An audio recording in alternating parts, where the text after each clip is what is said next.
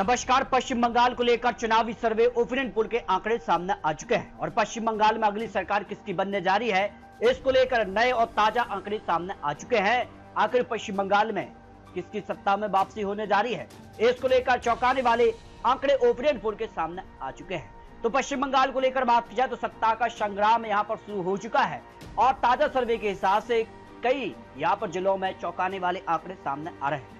पश्चिम बंगाल की बात की जाए तो कुल यहाँ पर 294 सीटें हैं, 148 सीटों पर पूर्ण बहुमत का आंकड़ा मिलता है। वर्तमान में टीएमसी ममता बनर्जी की लंबे समय से सरकार है, तो ऐसे में क्या सत्ता विरोधी लहर देखने को मिलेगी? इसका असर कितना पड़ सकता है, या फिर खेला होवे का नारा जो ममता बनर्जी ने दिया है उस आधार पर बंगाल में फिर ममता बनर्जी की सरकार बनेगी, या भाजपा का जो कह सकती कि विस्तार है, क्या भाजपा जो है पश्चिम बंगाल में सरकार बनाने जा रही है? क्योंकि दो यहाँ पर बड़े राज्यों में सरकार भारतीय जनता पार्टी ने हाल ही में बनाई है, यहाँ पर बिहार और महाराष्ट्र में। तो इस बार क्या बंगाल की बारी है, इसको लेकर क्या कुछ आंकड़ा है? क्योंकि कांग्रेस का लगातार यहाँ पर वोट शेयर और यहाँ पर बात की जाए तो वोटर्स घटते नजर आए हैं, तो इसका किसे फायदा हो रहा है, इसको लेकर भी बात करेंगे। और यहाँ अगर बात की जाए तो कोलकाता राजधानी में क्या कमल का कमाल हो सकता है, इसको लेकर कोलकाता की 11 सीटों पर बड़ा उलटफेर होने की संभावना लगाई जा रही है। शहरी मतदाताओं को झुकाव भाजपा की तरफ होगा और टीएमसी अपने ही घर में कड़ी चुनौती का सामना यहाँ पर कोलकाता में कर सकती है। भ्रष्टाचार के आरोप शहरी वोटर पर भी यहाँ पर सीधे तौर पर असर दिखाई दिया है। मिडिल क्लास का भी यहाँ पर मोह भंग कोलकाता में टीएमसी से हुआ है, जबकि कुल यहाँ 11 सीटें हैं। भारतीय जनता पार्टी को 8 सीटें तो टीएमसी को 3 सीटें यहाँ पर, और कांग्रेस लेफ्ट का यहाँ पर खालता खुदता नजर नहीं आ रहा है। तो राजधानी में आराना सत्ताधारी पार्टी के लिए एक मनोवैज्ञानिक हार हो सकती है। इसी कारण भारतीय जनता पार्टी कोलकाता में सीधे तौर पर दबाव की राजनीति और बड़े बड़े ऐलान, बड़े बड़े नेता कोलकाता में रैली करते नजर आ रहे हैं। जबकि हावड़ा और यहाँ पर हुंगली में कांटे की टक्कर क्या हो सकती है? हावड़ा में बीजेपी 10 सीटों के साथ हावी नजर आई है। हुंगली कांटे की टक्कर 9 वर्सेस 8 हो सकती है। सिंदूर नंदीग्राम की राजधानी वाली बोल्ट बदलाव की राजनीति भी देखने को मिल सकती है। बंद पड़ी फैक्ट्रियां, रोजगार मुद्दा, हिंदी भाषी मतदाताओं का झुकाव सीधे तौर पर भारतीय जनता पार्टी की तरफ दिखाई दिया है और कई ऐसे फैसले रहे हैं जिसके कारण सीधे तौर पर हावड़ा और हुंगली में टीएमसी के विरोध में लोग नजर आए हैं। जबकि बात की जाए तो यहाँ पर कुल हावड़ा से 16 सीटें, जिसमें भारतीय जनता पार्टी को 10 तो टीएमसी को 6 सीटें, और हुंगली से 18 में से भारतीय जनता पार्टी को 9 और टीएमसी को 8 और 1 सीट है कांग्रेस के पक्ष में जाने की संभावना यहाँ पर दिखाई दी है। जबकि यहाँ इम्पैक्ट के तौर पर श्रमिक क्लास यानी यहाँ पर जो वोटर्स है वो शिफ्ट होने की संभावनाएं यहाँ पर दिखाई दे रही हैं। जबकि बात की जाए तो यहाँ पर पुरुलिया और बांकुरा में भी यहाँ पर जो है चौंकाने वाले आंकड़े सामने आ रहे हैं। आदिवासी बहुल क्षेत्रों में बीजेपी जबरदस्त पकड़ मजबूत नजर आ रही है, जबकि पुरुलिया और बांकुरा में एक तरफा जीत के संकेत दिखाई दिए हैं। झारग्राम में टीएमसी की यहाँ पर साख क्या बची रहेगी, ये भी एक बड़ा सवाल बना हुआ है, क्योंकि आदिवासी समाज में यहाँ पर पैठ विकास और सड़क निर्माण को लेकर भी कई मुद्दे सामने आए हैं। पुरुलिया की 9 सीटों में भारतीय जनता पार्टी को 7 सीटें जा सकती है, जबकि बांकुरा की 12 में से 7 है, और यहाँ पर झारग्राम की 4 में से टीएमसी को 3 है यहाँ पर सीटें जा सकती हैं। जबकि पश्चिम बंगाल में कई मामलों में टीएमसी को भारतीय जनता पार्टी घेरती नजर आई है, जबकि साउथ 24 परगना की टीएमसी का जो अवैध दुर्ग है, क्या ये बड़ा कारण बन सकता है? क्योंकि टीएमसी का सबसे मजबूत गढ़ यहाँ पर 31 सीटें यहाँ पर आती हैं और पहली बार भाजपा यहाँ 20 सीटों पर आगे नजर आ रही है। और अगर ऐसा होता है तो भारतीय जनता पार्टी यहाँ पर सीधे तौर पर टीएमसी का जो किला है उसको बेच सकती है।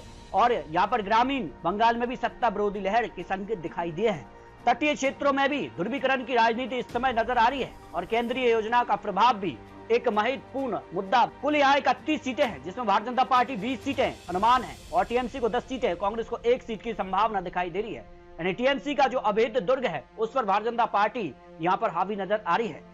दक्षिण 24 परगना का हाथ से भी निकलना एक टीएमसी के लिए एक कह सकते कि यहाँ पर नुकसान दिखाई दे रहा है, क्योंकि कई ऐसे जिले होंगे जहाँ कांग्रेस के चुनावी मैदान में उतरने से टीएमसी को जबरदस्त नुकसान। जबकि 9 तो 24 परगना को लेकर भी आंकड़ों में बात की जाए तो ममता बनर्जी के लिए संजीवनी की तरह होती है और यहाँ पर विपरीत लहर में टीएमसी क्या अपनी साख बचा पाएगी? 33 सीटों में से 18 पर टीएमसी की बढ़त इस समय नजर आ रही है। यह जिला टीएमसी के उम्मीदवारों का केंद्र बिंदु माना जाता है। कल्याणकारी योजनाएं, संगठन की यहाँ पर जमीनी पकड़ भी एक महत्वपूर्ण हो जाती है। तो यहाँ अगर बात की जाए तो कुल 33 में से सबसे बड़ा जिला भी है और ऐसे में टीएमसी को 18 तो भारतीय जनता पार्टी 9 और कांग्रेस को 2 सीटें यहाँ पर जाती नजर आ रही है। अगर बात की टीएमसी यहां पर पिछड़ती है तो बाकी अन्य जिलों में भी यहां पर टीएमसी को बड़ा नुकसान हो सकता है, जिसको लेकर कांग्रेस को लेकर ये भी माना जा रहा है कि कांग्रेस यहां पर सीधे तौर पर ममता बनर्जी को नुकसान पहुंचाने का काम करेगी, जिसका से दिल्ली में यहां पर जो है अरविंद केजरीवाल को जबरदस्त नुकसान पहुंचाया था। और इसी तर्ज पर इस बार बंगाल में टीएमसी का खेला कांग्रेस बिगाड़ सकती है। जबकि बात की जाए तो यहाँ पर मेदिनीपुर को लेकर भी यहाँ पर आधिकारिक गढ़ इसको माना जाता है। तो आखिर किसकी जीत यहाँ हो सकती है?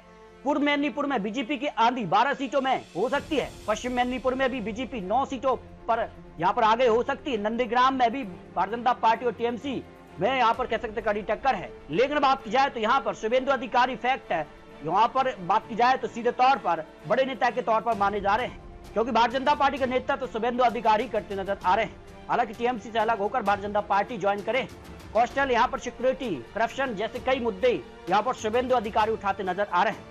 टीएमसी के संगठन में बड़ी टूट का असर नतीजों में भी देखने को मिल सकता है, क्योंकि शुभेंदु अधिकारी सीधे तौर पर यहाँ पर सीधा निशान ममता बनर्जी के ऊपर लगाते नजर आए। अगर बात की जाए तो यहाँ पर ईस्ट मेदिनीपुर की 16 में से भारतीय जनता पार्टी को 12, टीएमसी को 4, जबकि वेस्ट मेदिनीपुर में 15 में से भारतीय जनता पार्टी को 9 और टीएमसी को 6 सीटें मिलने की संभावना ओपिनियन पोल में लगाई जा रही है। जबकि बात की जाए तो यहाँ पर मुर्शिदाबाद की, तो यहाँ पर सीधे तौर पर सबसे चौंकाने वाले आंकड़े मुर्शिदाबाद से हो सकते हैं, जब भारतीय जनता पार्टी को 15 सीटें मिलने का अनुमान सामने आ रहा है। वहीं टीएमसी को 4 और कांग्रेस को 2 सीटों पर ही जीत की संभावना हो सकती है। वोटों का यहाँ पर भारी दुर्वीकरण की यहाँ पर राजनीतिक जो है हलचल इस समय नजर आ रही है। कांग्रेस के वोट बैंक का भी बीजेपी पर सीधे तौर पर शिफ्ट हो रहा है, क्योंकि माना जा रहा है कि कांग्रेस का जो वोट शेयर है वो यहाँ पर भारतीय जनता पार्टी की तरफ शिफ्ट हुआ है, जबकि ममता बनर्जी का अपना वोट बैंक बरकरार है। लेकिन क्या इस बार महिला vote bank Bharatiya Janata party की तरफ झुकाव करेगा और इसका सीधा फायदा भारतीय जनता पार्टी को इस बार बंगाल चुनाव में देखने को मिल सकता है। कुल 22 में से यहाँ पर भारतीय जनता पार्टी को 15 सीटें, टीएमसी को 4 और कांग्रेस को 2 सीटें यहाँ पर मुर्शिदाबाद से मिलने की संभावना ओपिनियन पोल में लगाई जा रही है। जबकि मालदा में कांग्रेस के गढ़ का क्या अंत हो सकता है, क्योंकि कांग्रेस लगातार अपना जनादेश जो है वो खोती नजर आई है। और ऐसे में बात की जा रही कि यहाँ पर खनी खान चौधरी का किला ढह गया है और टीएमसी 7 के साथ नंबर 1 बन सकती है, जबकि भारतीय जनता पार्टी को 4 सीटों पर भारतीय जनता पार्टी भी सेंध लगा सकती है। हालांकि त्रिकोणीय संघर्ष का फायदा भारतीय जनता पार्टी या फिर टीएमसी किसको होगा? कांग्रेस का वोट शेयर बिखर गया तो किसे तरफ शिफ्ट होगा? ये कई बड़े सवाल अभी भी बने हुए हैं। कुल अगर बात किया तो 12 सीटों में से टीएमसी को 7, तो भारतीय जनता पार्टी को 4 और यहाँ पर कांग्रेस को 1 सीट यहाँ पर मिलने की संभावना ओपिनियन पोल में लगाई गई है। जबकि उत्तरी बंगाल में एकमात्र जिला जहाँ टीएमसी बढ़त हासिल कर सकता है। जबकि बात की जाए तो यहाँ पर नादिया जिले को लेकर भी यहाँ पर भारतीय जनता पार्टी को 10 सीटें पर आगे नजर आ रही है, जबकि बीरभूम में टीएमसी को 11 में से 2 पर सिमट सकती है। खेला होबे वाले जिलों में वापस लौट गया। ऐसे अगर बात की जाए नादिया में सीए कानून होने का भी प्रभाव और बीरभूम कोयला यहाँ पर बालू माफिया मुद्दे को लेकर भारतीय जनता पार्टी हमलावर नजर आई है। तो यहाँ पर बीरभूम में टीएमसी कमजोर होना, संगठन के ध्वस्त होने की भी एक कह सकते कि बड़ी यहाँ पर कह सकते राजनीतिक हलचल तेज हो चुकी है। और ऐसे में क्या खेला होवे या फिर बंगाल में भारतीय जनता पार्टी की वापसी होवे, ये कई बड़े नारे इस समय बंगाल में देखने को मिल रहे हैं। उत्तर बंगाल की अगर बात की जाए तो यहाँ पर तो पहाड़ से लेकर मैदान तक क्या भारतीय जनता पार्टी वापसी के दरवाजे खोजती नजर आ रही है। दार्जिलिंग और दिनाजपुर में भी भारतीय जनता पार्टी का दबदबा इस समय नजर आया है। जलपाईगुड़ी से टीएमसी की मजबूत बढ़त है तो 4 विशेष तीर हो सकती है, जबकि अलीपुरद्वार में टीएमसी की वापसी के संकेत इस समय नजर आए हैं। चाय बागवान, श्रमिक और कई मुद्दों के साथ इस समय जो है जनता और यहाँ पर विपक्षी पार्टी भारतीय जनता पार्टी सीधे तौर पर ममता बनर्जी की पार्टी पर हमलावर रही है। तो ये कई बड़े मुद्दे और कई बड़े जिले जिनको लेकर आकलन और चुनावी विश्लेषण सामने आ रहे हैं। अगर बात की जाए बंगाल को लेकर तो यहाँ पर सीधे तौर पर जो है कितना कुछ घटाव और किसको कितना बढ़त इस समय नजर आ रही है, इस पर ओपिनियन पोल के आंकड़े भी सामने आ चुके हैं। अगर बात किया तो 15 साल की सत्ता के बाद भी क्या ममता बनर्जी फिर से बंगाल में सरकार बना पाएंगी, ये कई बड़े यहाँ पर सवाल हैं। भ्रष्टाचार के आरोप ने टीएमसी क्या यहाँ पर अपनी छवि बरकरार रख पाएगी? महिला वोट भी एक महत्वपूर्ण वोट है, क्या महिला वोट बैंक को टीएमसी अपने पाले में बचा पाएगी? करप्शन जैसे कई मुद्दे इस समय जो है नजर आ रहे हैं। और बात की जाए तो यहाँ पर जो जादुई आंकड़ा 148 है, वो यहाँ पर भारतीय जनता पार्टी 168 सीटें भारतीय जनता पार्टी को बंगाल में मिलने की संभावना लगाई जा रही है, जबकि टीएमसी को 111 सीटें और कांग्रेस को 10 सीटें यहाँ पर बंगाल चुनाव में मिल सकती हैं जो ताजा विश्लेषण और महत्वपूर्ण आंकड़े सामने आ रहे हैं। फिर भी आपको बता दें, चुनावी आंकड़े चुनावी अनुमान है। क्या भारतीय जनता पार्टी 168 का आंकड़ा प्राप्त कर पाएगी या फिर ममता बनर्जी एक बार फिर से सरकार बना पाएंगे, ये काफी महत्वपूर्ण हो जाता है। तो बंगाल को लेकर आपको क्या लगता है, फिर रख सकते हैं। बहुत जल्द आपको और महत्वपूर्ण और लेटेस्ट आंकड़े दिखाने जा रहे हैं। तो मिलते हैं नए आंकड़ों के साथ, तब तक के लिए जय हिंद, जय भारत।